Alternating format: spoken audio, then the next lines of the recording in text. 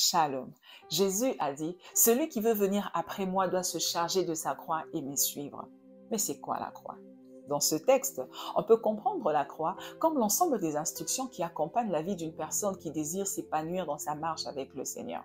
C'est le respect de ces instructions qui vont faire venir la gloire de Dieu dans ta vie et te permettront de demeurer, de conserver cette gloire.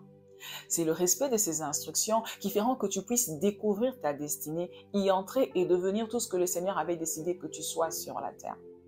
Ce que tu dois comprendre aussi, c'est que généralement ces instructions sont inconfortables pour notre chair. Mais ce sont elles qui feront que ton esprit puisse grandir et que tu puisses t'épanouir.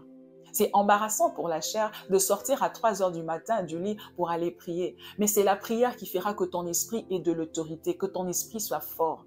C'est inconfortable pour la chair de jeûner alors que le frigo est plein. Mais c'est le jeûne qui fera que ta voix puisse porter dans le monde spirituel et que tu puisses renverser les forteresses. C'est épineux pour ma chair de pouvoir payer ma dîme alors que j'ai encore certaines factures impayées. Mais je sais que c'est la pratique de la dîme qui fera que j'ai plus de bénédictions et que je puisse garder mon travail. Donc, il y a comme ça plusieurs instructions qui sont inconfortables pour notre chair en tant qu'enfant de Dieu. Mais nous devons aussi savoir que ce sont elles qui feront que nous puissions être forts. Ce sont elles qui font que nous puissions nous épanouir, que nous puissions être ce que le Seigneur a toujours voulu que nous soyons sur la terre. Des chrétiens forts, des chrétiens épanouis, puissants, fructueux. C'est inconfortable, mais on aime ça. Parce que lorsqu'on comprend le bonheur qui découle de cette vie incommode, nous commençons à aimer la prière. Nous ne regardons plus le jeûne comme une corvée. Nous ne regardons plus la prière, aller prier en plein hiver comme une punition, mais on arrive à l'aimer parce que l'on sait les bénéfices qui en découlent.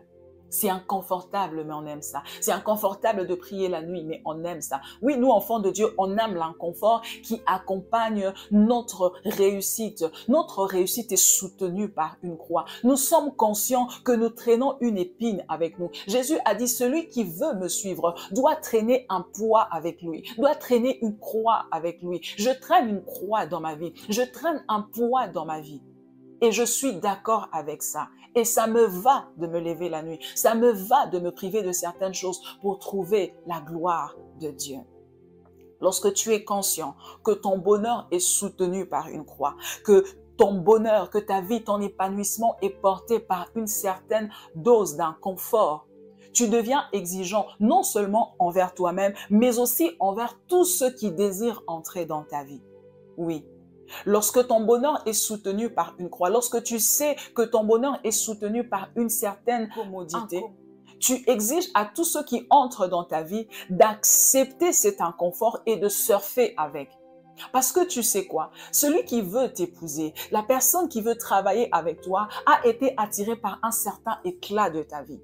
Mais ce qu'elle ne sait pas, c'est que cet éclat était soutenu par une certaine dose d'inconfort, par une certaine incommodité. Il y avait une épine, il y a une croix qui soutient ta beauté. Il y a une croix qui soutient ton épanouissement. Ce bonheur-là qui attire de l'extérieur est soutenu par un prix, par une discipline.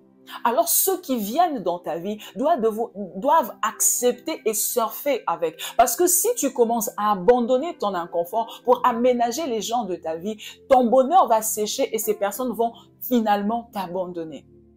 Donc, lorsque tu sais que ton bonheur est soutenu par une certaine discipline, tu exiges à tous ceux qui entrent dans ta vie de respecter tes temps de prière, de respecter des moments de jeûne. Oui, tu veux m'épouser, d'accord, mais chérie, sache que moi, je ne mange pas tous les jours. Il y a des moments où je jeûne. Il y a des moments où je m'enferme quelque part pour prier. Je ne pourrai pas faire tout ce que tu penses que je pourrais faire avec toi parce que ma vie, il y a de l'inconfort. Je traîne une croix avec moi. Ça, tu dois le présenter à tous ceux qui veulent entrer dans ta vie. Tu dois faire foi à cette vie, qu'il y a des endroits où tu n'entres pas, il y a des lieux où tu n'arrives pas. Ce patron doit savoir que toi, tu ne peux pas aller dans des réunions qui se trouvent dans des lieux bizarres, où les femmes sont dénudées, parce que tu traînes une certaine consécration avec toi, qui exige que tes yeux ne peuvent pas voir certaines choses, que tes oreilles ne peuvent pas entendre certaines choses.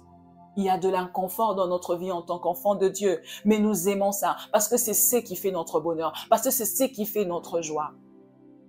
Tu sais, lorsque Pierre a regardé Jésus et que Jésus parlait de la croix, Pierre a voulu aménager Jésus de la croix en lui demandant, en lui disant qu'il n'allait pas aller. Jésus fait comprendre à Pierre, écoute, c'est inconfortable, mais j'aime ça. Je ne peux pas voir la gloire qui est de l'autre côté si je ne porte pas cette croix, si je ne porte pas, si je ne traîne pas cette croix avec moi. Jésus a écarté Pierre de son chemin. Qui est-ce qui t'aménage? Qui est-ce qui te caresse au sens du poil, au point de te pousser à laisser ta croix?